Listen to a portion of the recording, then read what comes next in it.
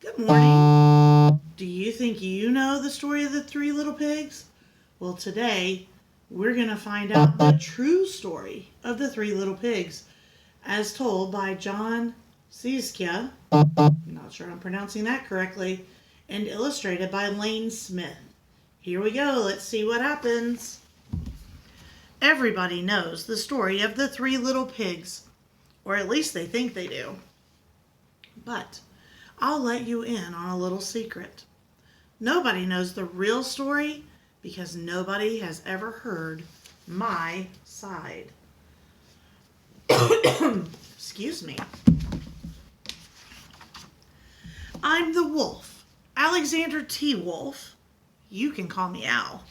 I don't know how this whole big bad wolf thing started, but it's all wrong. Maybe it's because of our diet.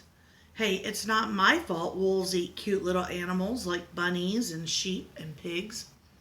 That's just the way we are. If cheeseburgers were cute, folks would probably think you were big and bad too.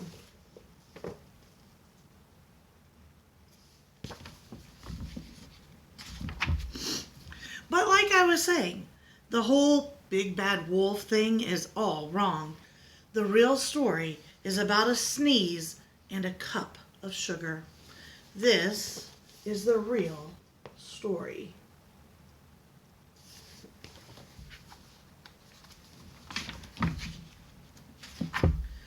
Way back in Once Upon a Time, I was making a birthday cake for my dear old granny. I had a terrible sneezing cold. I ran out of sugar.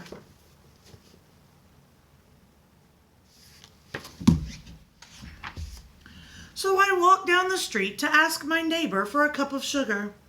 Now, this neighbor was a pig, and he wasn't too bright either. He had built his whole house of straw. That's like hay. Do you think a hay house would stand up very well? Can you believe it? I mean, who in his right mind would build a house of straw?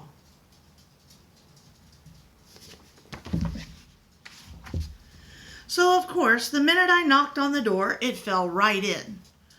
I didn't want to just walk into someone else's house, so I called, Little pig, are you in? No answer. I was just about to go home with the cup of sugar for my dear old granny's birthday cake. Oh, without the cup of sugar. Sorry. That's when my nose started to itch. I felt a sneeze coming on. Well, I huffed and I snuffed.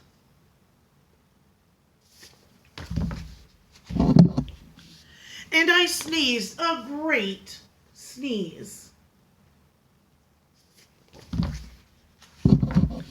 And you know what? That whole darn straw house fell down. And right in the middle of the pile of straw was the first little pig, dead as a doornail. He had been home the whole time. It seemed like a shame to leave a perfectly good ham dinner lying there in the straw, so I ate it up. Think of it as a big cheeseburger just lying there.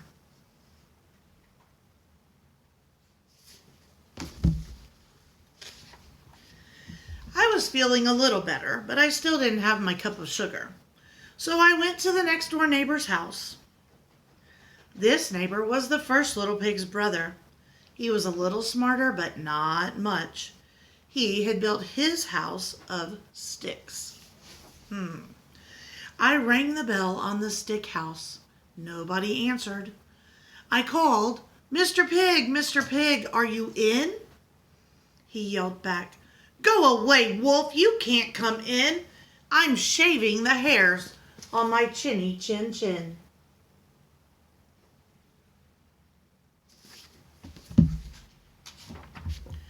I had just grabbed the doorknob when I felt another sneeze coming on. I huffed and I snuffed and I tried to cover my mouth, but I sneezed a great sneeze. And you're not going to believe it, but this guy's house fell down just like his brother's. When the dust cleared, there was this second little pig, dead as a doornail. Wolf's honor.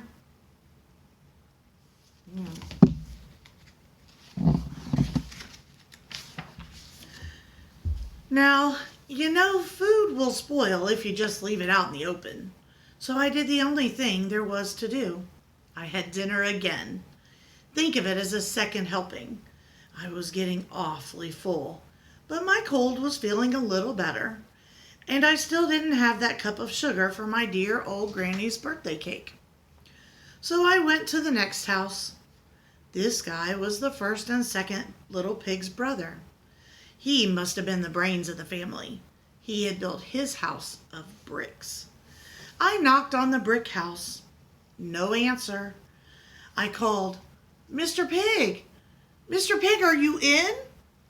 And do you know what that rude little porker answered?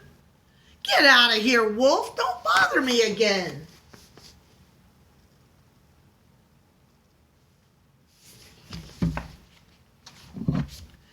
Talk about impolite. He probably had a whole sack full of sugar, and he wouldn't give me even one little cup for my dear, sweet old granny's birthday cake. What a pig!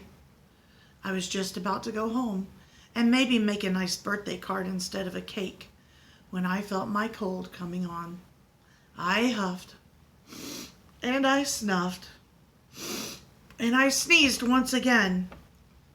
Then the third little pig yelled, "And your old granny can sit on a pin!" Oh, this little pig is not very nice to this wolf.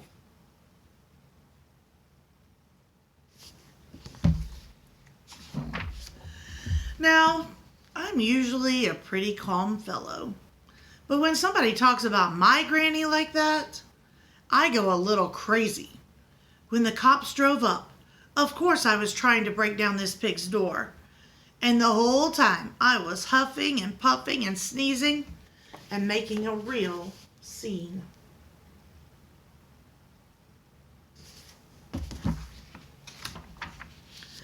The rest, as they say, is history. The news reporters found out about the two pigs I had for dinner. They figured a sick guy going to borrow a cup of sugar didn't sound very exciting, so they jazzed up the story with all of that huff and puff and blow your house down. And they made me the big bad wolf. That's it. The real story, I was framed.